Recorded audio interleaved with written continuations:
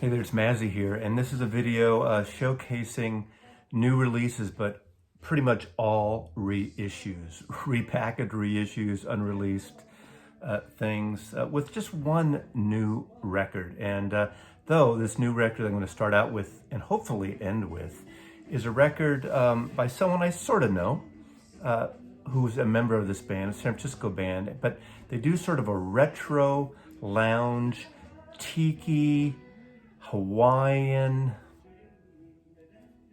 exotica, just merger of music.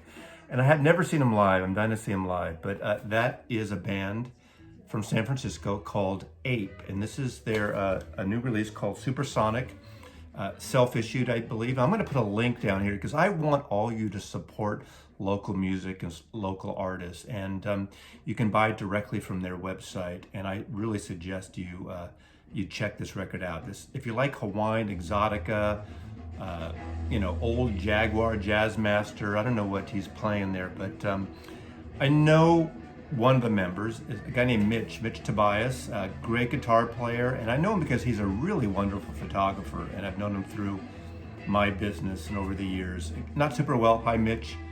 Thank you for putting this record out. I did buy it. This is not a hard sell promo. I supported the artist. There's also a member of the band who I think I've met. His name is Eric Rindell, and is an amazing designer. So I know him through the advertising world, and we may have met and crossed paths over the years. It doesn't matter, but he's also in this band. So it's a great project, and I know they played Vegas, and apparently they're the only band that has a live Tiki carver on stage with them. So for that alone, so this is the album again.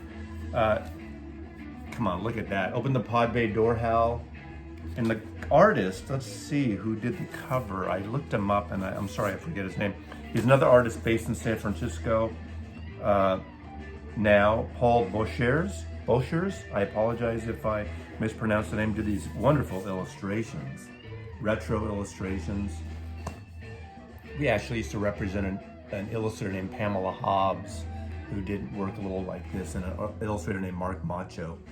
Mark Macho is an amazing illustrator as well. Not in the same vein. My son's an illustrator and animator to some extent, but the whole retro 50s, 60s Tiki theme, like, exotica, Martin Denny, like little surf stuff thrown in there.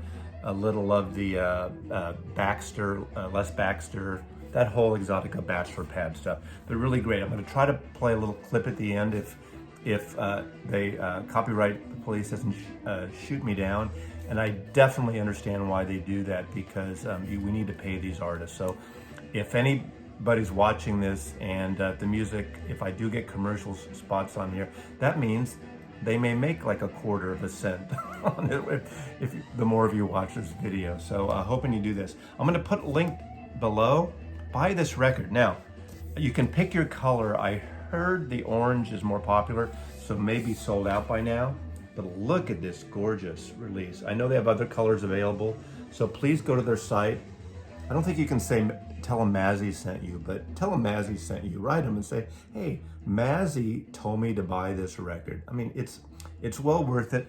Look, I would like 10% of my subscribers. That'll never happen. 5%. It's a lot to buy this record. Order it. Anyway, Supersonic by Ape. Hopefully there'll be a little bit of a needle drop at the end of this video. Okay, now on to the reissues. It's really a time of reissues, and a lot of these are things I pre-ordered months ago. Now, I'm gonna start with Bobbie Gentry. Bobbie Gentry, the Delta Sweetie. This is Bobbie Gentry's second album. If you don't know her, you have heard the Ode to Billy Joe. Huge crossover hit in 1967. This is her record that came out the following year, 1968. Somewhat of a concept record about a Southern girl, Southern belle growing up.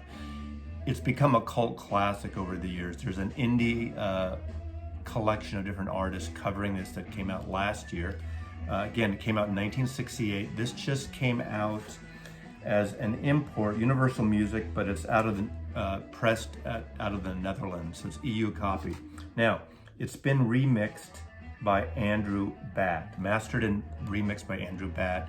You might not know his name, probably don't, but he put the fabulous 8 CD Bobby Gentry box together last year, which is, I showed it on this channel in my top 10 country women video. It's just a gorgeous set. This is really good, and this has a remastered, remixed actually version, so it sounds better than ever on side A and B. And the second record are Delta Sweetie bonus tracks, including demos, alternate versions, and an instrumental. So, but Andrew Bott also put together great box sets. He's a British gentleman, put out great box sets of Fairport Convention and the like, and there's another 8 CD set coming out next month. So far only as an import. Hopefully they'll distribute here, but it's of 8 CDs of Richard and Linda Thompson. So that is a must for someone like me, because I love that music of Shoot Out the Lights is one of my favorite albums by them. But I digress.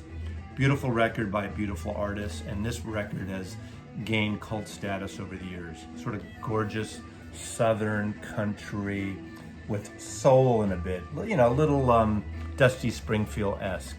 Didn't do as well as the album before, but over the years it's gained. Now, I'm a huge Fiona Apple fan. You know, her new album is one of my top 3 albums so far this year. Challenging for some people, but really amazing artist. Now, this just came out. I had pre-ordered it months ago, and it's a Vinyl Me Please exclusive pressing. And Fiona, now if you've gotten this CD, you know it has this long, giant, winded title of the record, which I can't even reel off. But Fiona had the cover redesigned for this, just called One the Pawn. It was sort of this diatribe poetry piece on the entire original cover. So this is a new cover by Fiona Apple, produced by a really interesting musician and producer, John Bryan, out of Los Angeles. Love this record, love Fiona Apple. It's been really hard to get on vinyl over these years. Standard black copy, which is fine by me, but look at this beautiful pressing. Well, you can't see the pressing, but label. You want to see the label? Vinyl freaks like to see labels. Yeah, nothing special. But anyway, again, reissue. There you go. Now, an artist I got into in the 90s and still puts out an amazing record. One of my favorite records she put out, I'm thinking it's the turn of this century or last century, 2011 maybe, was England Shakes. But they started a reissue campaign with PJ Harvey, and this came out in 1993. British artist. This woman just has a great, solid angst to it. I like these ballsy women, and I mean that with all due respect, and just great. Look at this. Wonderful record. I got this on compact disc when it came out. Never had any of her records on vinyl. They just started this full-on reissue program over time. Really, really good record. And what they also put out at the same time that I didn't get, there was a limited edition when this came out. I think you could get it, can't remember if it was a separate CD package together or a gatefold type of this. And these are the demos. This is dry demos. Some more intimate versions of this. And I almost like this better, but they're both great. So PJ Harvey, again, I'm waiting for England Shake. That might be for a while, because that is just a great, one of my favorite albums of the last dozen years or so, in England Shakes by PJ Harvey. So, again, on the reissue thing, I got a Mobile Fidelity. I've shown a few Mobile Fidelities. There will be an adjacent video with Michael in Germany, 45 RPM audio file. We're doing one on rock and roll videos. So depending when you watch this, this will be coming in the next few days. If you're watching this in 2025, it's already on there somewhere. But okay, Vanilla Fudge, Mobile Fidelity, 45 RPM pressing, 2 LPs. Interesting thing about this, and it says, to preserve the musical continuity, Illusions of My Childhood Part 3 is repeated at the beginning of Part 4. And that's because it sort of merges into Eleanor Rigby. Now, early prog, early over-the-top concept. Some people think Vanilla Fudge was a band of excess. organ player. God, they were, something about them was really interesting. This came out, what, in 1967. This is an edition of 3000. I remember buying this when it came out because it was a hit. It got a shortened version of Ticket to Ride, and was Eleanor Rigby on this one? No, I guess it was. Oh, You Keep Me Hanging On. Obviously, the Supreme song was a cover. And of course, the covers on this, it's mostly covers with some prog-like flourishes that kind of lead in between them. Eleanor Rigby, Keep Me Hanging On, Bang Bang, the Sonny Bono song, She's Not There, the Zombie song by Ride Argent, People Get Ready, Curtis Mayfield, and Ticket to Ride. So they totally reinvented things. So looking back on this now, to some people this record may be dated, but I think it's a really fun record. And the 45 RPM, it's got gravitas. I mean, not that the record didn't before, and I have a 1972 pressing of this on Atco, and I think this is my third pressing of this, because I also have this is the Kevin Gray or Chris Bellman mastered edition that Rhino put out some years ago, or 5-6 years ago. But this, it kicks ass. Again, you know, it might not be everyone's cup of tea, but I just love this record. So 45 RPM. They're numbered, limited edition of 3000. Macca's backa. Paul McCartney. There's going to be big old friggin' deluxe, mega overpriced cash grab edition videos coming up at some point that I'll do. But Flaming Pie. This is the first album that Paul McCartney put out after the Beatles anthologies. Came out in 1997. Little Obi, sliding Obi. 1997, the album came out, so it was the first album he put out after the Beatles anthology. So he was kind of going back and thinking how the Beatles recorded and how they wrote songs. Jeff Lynne is on this. Steve Miller Band is in. This is the extended 3 LP version. You can get a 1 LP or 2 LP, because the original, I actually have the original album, which was pretty rare, because it was during that time there weren't a lot of records coming out on vinyl. It was mostly the CD period. So that goes for a lot. So I think for a lot of people you can just get the double LP. And the reason it's a double LP now, because I think it's like a 50-minute of music, and squishing that onto a 1 LP, the fidelity is not all there. So you get that. Now the third 3 LP version adds some bonus tracks and output. So here's his Polaroid transfer photograph on the cover that Linda took. Gorgeous packaging, gorgeous record. Again, I'm not one to do unboxing, but when that Supersonic Gigantor mega overpriced behemoth of a box shows up, there's going to be I think I'm going to do some kind of box opening of that. So here's the demo stuff, but look at that, really beautiful. And there is a book, I think. Yes. Just to give you a little idea here. Lyrics, articles. There you go. And what is this sheet? Overview of the track listing. Beautiful artwork, Flaming Pie, Paul McCartney. Some say this is one of his, I like this record. It's not one of my top 5 at all, but I do like it. So, you know, if you're a Macca guy, you know I'm a Beatle guy, all Beatles all the time.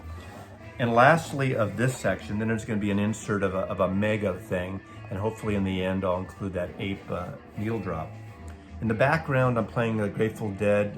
This is, I forgot which, this is a collection. Grateful Dead, you can play their music any time of day. I don't get all of the Dick's picks, or I don't get all the live things, but there's certain concerts, especially in the 70s, 60s and 70s, that I really love. That's my period. I saw the Dead so many times growing up in San Francisco, in Golden Gate Park and Winterland and Cow Palace, and free shows whenever.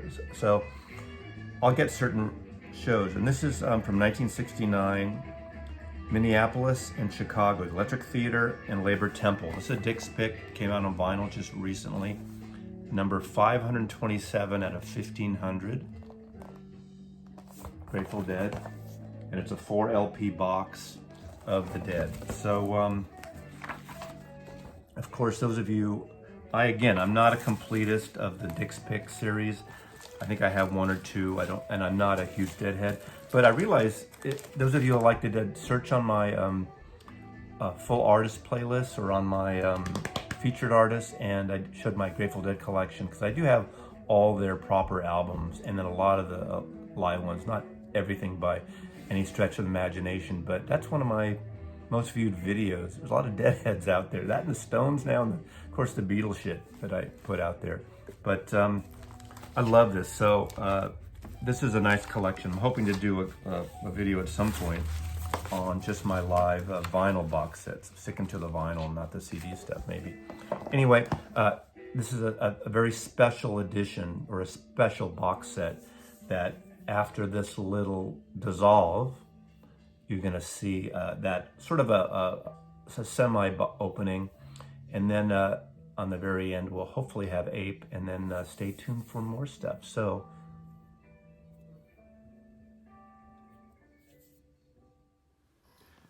I don't usually do unboxing videos, but I'll just give you a little overview. This is the big mother of right now in this massive reissue video, vinyl reissue video. Big motherfuckers, huge.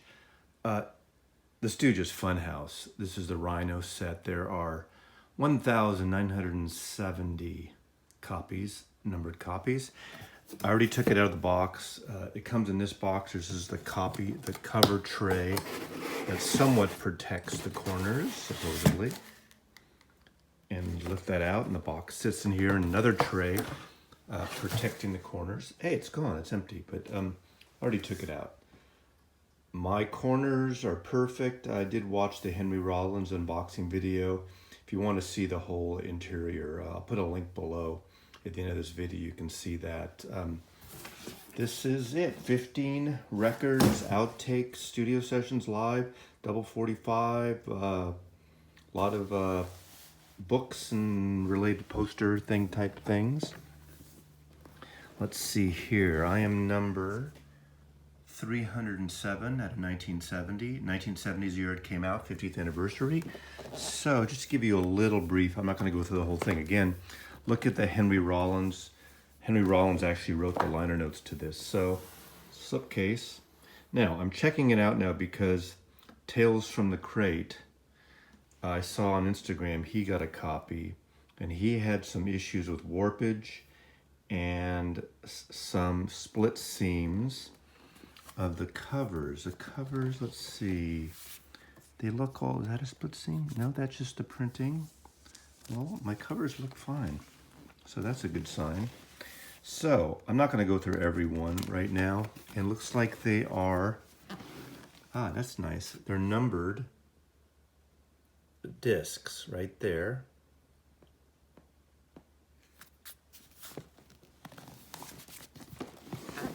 Just to give you an idea, the first one is the actual album, remastered, 45 RPM on 2 discs. So it should sound pretty sweet.